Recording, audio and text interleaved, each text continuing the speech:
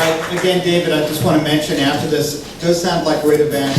We all, I think, would like to know about them. We all need to know about each other's events that we're doing. I think that will make us a much stronger event community. And not only will it be good networking, but I also think it will be educational and fun. So thank you very much for bringing that out. So Patrick, please.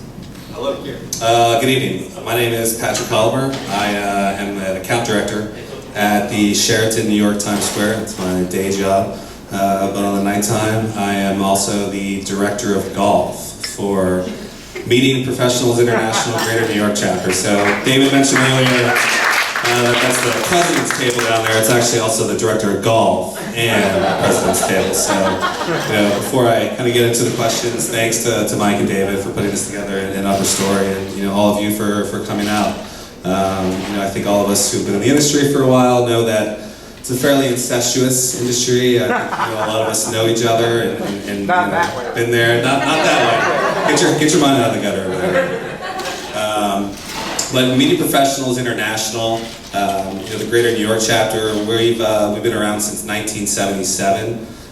We have 539 members. We're fortunate to have a strong global presence, and obviously what I do from a director of golf standpoint. We have one golf event annually. It's usually in late July, early August. It generates more revenue for the chapter than anything else that we do annually.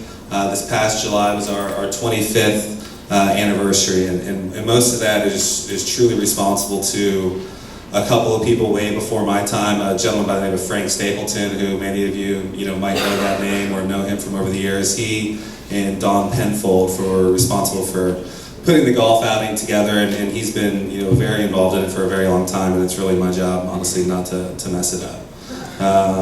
In terms of the questions, like Matt and Don had mentioned earlier, the first two questions, the core focus of our group and how our organization impacts the industry as a whole. I think in general, what MPI really is here to do is to educate and create networking opportunities and provide resources to our members. It's obviously looking at it directly from a Greater New York standpoint.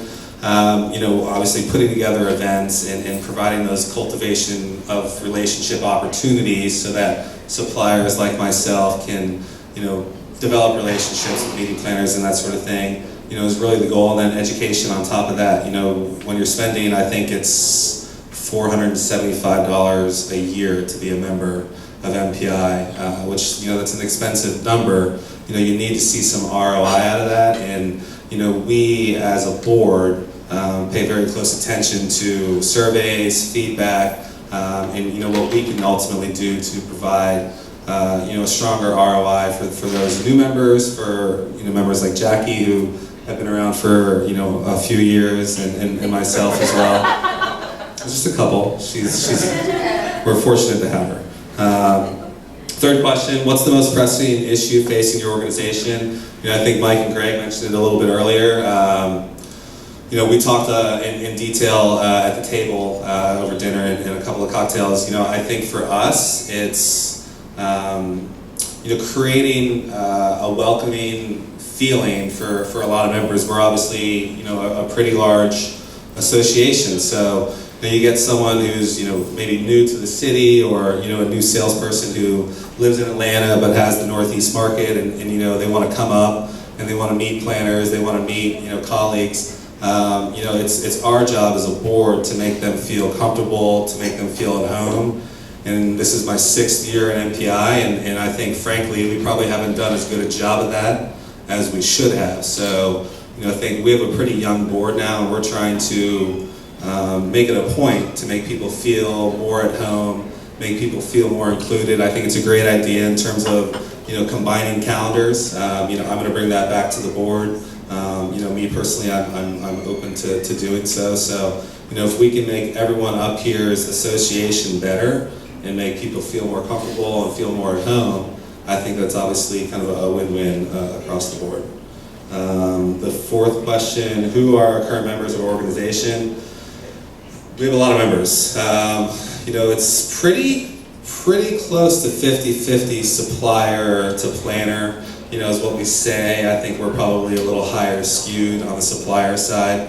MPI has 17,000 members across the globe. That's, I think, 24 different countries. So there's 90 different chapters. The Greater New York chapter is one of the top 10 chapters, at least from attendance, that you'll see. Current members, we have a lot on the corporate side. I'm a supplier. I think you see a lot of suppliers in New York City. You see a lot of suppliers, like I mentioned earlier, someone who might just be in Atlanta that has the Northeast market, or a lot of people that will be CBBs, that want to kind of touch base with what New York has to offer, because there's obviously a lot of business here. On the planner side, you see, I think financial services is our largest account of members. I think we have 64 financial services members, pharmaceuticals second. So we're pretty spread out across the board on the corporate side. So we're obviously very fortunate to have that many planners, and it's our goal to really kind of grow that, but grow it in a positive manner. Just having numbers really doesn't matter, to me at least. Just because MPI has been around since 1972, our chapter's been around since 1977. I think there's a lot of clout that naturally comes with that, but if you're not doing the right things to positively impact where you're at and what you're doing, I think that leaves something to be desired. So like I said, I think our board is trying to focus more on really trying to provide additional value for everyone in any way they can. Opportunities, committees available, golf, if you want to do golf.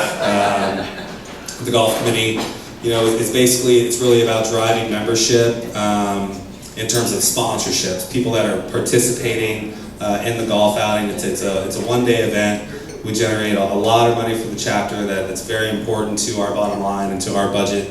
And so, it's really about leveraging your relationships, trying to spend dollars and get as many people interested in that. You have leadership development, you have the finance committee, you have communications. Honestly, anything that you could think of. If you're not a member, or if you're interested in being a member, please, I'm happy to give you my card. I'm happy to have a conversation with you to see how I can help you in any way I can, because I'm all about trying to make things better and kind of give back a little bit. This is my 6th year really in New York, and I had a few people when I first joined MPI that introduced me to people, and I didn't know a soul, and so I always have a lot of love and respect for that. So I try to give back to anyone I can in that manner. In closing, I'll mention a couple of events that we have. We have the free event that David had mentioned on Thursday, September 29th. It is the After 6 Mix. It's at the Bowery Beer Garden downtown. It's a free event. You got to pay for your drinks, but it's from 6 to 8. We always pick places that will give us some specials, and it's really just about getting people out there and networking and having a good time. A couple of other events. We have an education event on December 2nd. The annual Genie Awards, I think this will be the 6th annual, will be at the Gramercy Theater on October 24th. And the annual auction in Mixology Madness will be at the W Union Square on November 7th. So if you're interested, if there's anything I can do to help, please stop me, talk to me. I'm happy to be here to be a resource. Thanks.